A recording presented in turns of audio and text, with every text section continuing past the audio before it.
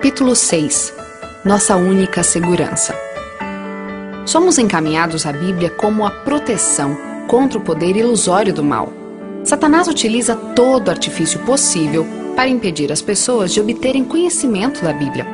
A cada reavivamento espiritual, ele se levanta para a atividade mais intensa.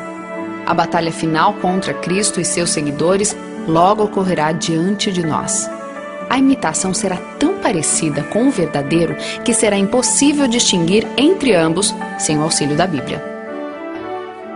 Aqueles que se esforçam por obedecer a todos os mandamentos de Deus enfrentarão oposição e zombaria. A fim de suportar o teste, devem compreender a vontade de Deus conforme revelada em sua palavra. Só poderão honrar a Deus se compreenderem corretamente seu caráter, governo e propósitos, e se agirem de acordo com estes. Ninguém, a não ser aqueles que se fortaleceram com as verdades da Bíblia, poderá resistir no último grande conflito. Antes de sua crucifixão, o Salvador revelou aos discípulos que ele seria entregue à morte e depois ressuscitaria. Anjos estavam presentes para gravar suas palavras na mente e coração deles. Mas as palavras fugiram da mente dos discípulos.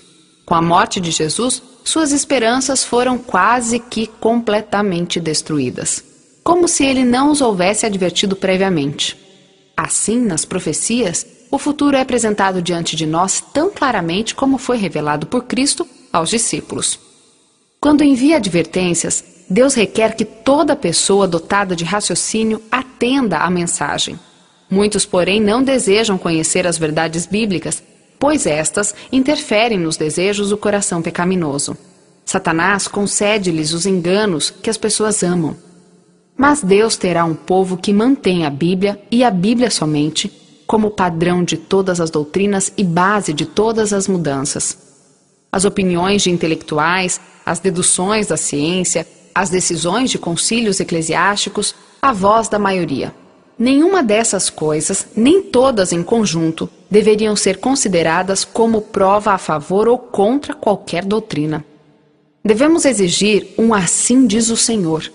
Satanás leva o povo a olhar para os líderes espirituais e teólogos como seus guias, em vez de examinarem a Bíblia por si mesmos. Ao ter domínio sobre esses líderes, ele pode influenciar as multidões. Quando Cristo veio, o povo comum ouvia seus discursos com prazer. Mas os chefes dos sacerdotes e os homens de posição elevada se fecharam no preconceito, rejeitaram as evidências de seu caráter messiânico. O povo perguntava: como pode ser que nossos líderes e cultos escribas não creem em Jesus? Esses mestres levaram muitos judeus a rejeitar o Salvador. Exaltação da autoridade humana. Cristo sabia que no futuro seria exaltada a autoridade humana com o objetivo de controlar a consciência, o que tem sido uma terrível maldição em todas as épocas. As advertências de Cristo quanto a não seguir líderes corrompidos foram registradas como uma advertência para as gerações futuras. Na Idade Média, reservava-se ao clero o direito de interpretar a Bíblia. Embora a reforma protestante tenha dado a todos o acesso à palavra de Deus, o mesmo princípio que dominava antes tem impedido multidões, ainda hoje, de tomar a iniciativa de pesquisar a Bíblia. São instruídas a aceitar os ensinos bíblicos conforme interpretados por sua religião. Multidões não ousam receber nada, ainda que claramente ensinado na Bíblia, se contrariar o seu credo. Muitos estão prontos a entregar aos líderes espirituais a responsabilidade pela sua própria salvação. Leem os ensinos do Salvador quase sem percebê-los. São, porém, infalíveis os líderes? Como poderemos confiar em sua orientação a menos que saibamos, pela palavra de Deus, que são portadores de luz? A falta de coragem moral leva muitos a seguir as pegadas de pessoas cultas e assim vão se tornando desesperadamente presos nas algemas do erro. Veem na Bíblia as verdades para este tempo e sentem o poder do Espírito Santo acompanhando a proclamação dessas verdades, mas ainda assim permitem que líderes religiosos os desviem da luz. Satanás atrai multidões ao ligá-las com suaves laços da afeição aos que são inimigos da cruz de Cristo. Essa ligação pode ser paternal, filial, conjugal ou social. As pessoas postas sob domínio dele não têm coragem de obedecer às próprias convicções sobre o correto.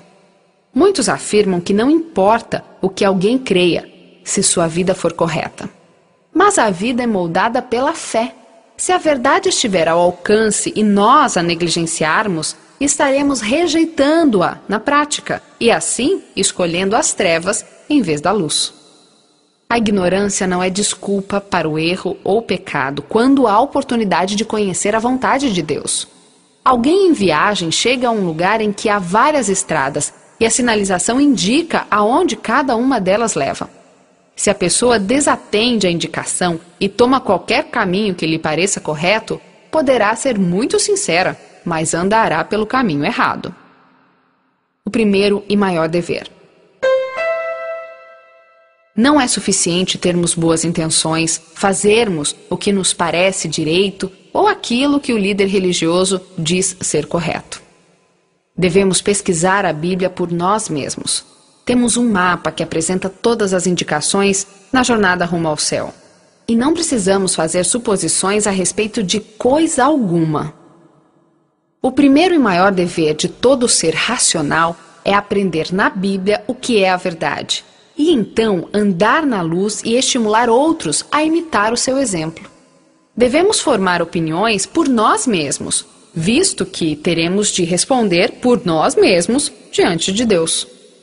Eruditos que pretendem possuir grande sabedoria ensinam que a palavra de Deus tem um significado secreto e místico que está além da clara linguagem do texto. Esses são falsos mestres. A linguagem da Bíblia deve ser explicada de acordo com o seu sentido óbvio, a menos que um símbolo ou figura seja utilizado. Se as pessoas apenas tomassem a Bíblia como é, seria realizada uma tarefa que levaria para o caminho de Cristo milhares que agora estão no erro. Muitas partes da Bíblia que eruditos declaram não ser importantes estão cheias de conforto para aquele que aprende com Cristo. A compreensão das verdades bíblicas não depende tanto do poder do intelecto aplicado à pesquisa, mas da singeleza de propósito, do sincero desejo de alcançar a verdade. Resultados de negligenciar a oração e o estudo da Bíblia. A Bíblia jamais deve ser estudada sem oração. Somente o Espírito Santo pode nos fazer sentir a importância das coisas fáceis de serem percebidas, ou impedir-nos de distorcer verdades difíceis de serem compreendidas. Anjos celestiais preparam o coração para que a palavra de Deus seja compreendida. Podemos ficar encantados com sua beleza, ser fortalecidos por suas promessas. As tentações muitas vezes parecem irresistíveis, porque a pessoa tentada não consegue recordar facilmente as promessas de Deus e enfrentar Satanás com a arma da Bíblia. Porém, anjos estão ao redor daqueles que desejam receber instrução e lhes trarão à lembrança as verdades de que necessitam. O conselheiro, o Espírito Santo, que o Pai enviará em meu nome, lhes ensinará todas as coisas e lhes fará lembrar tudo o que eu lhes disse. Mas os ensinos de Cristo devem ter sido previamente armazenados na mente, a fim de que o Espírito de Deus os traga à lembrança no tempo de perigo. O destino de imensas multidões da terra está prestes a ser decidido. Todo seguidor de Cristo deve indagar com sinceridade: que devo fazer, Senhor?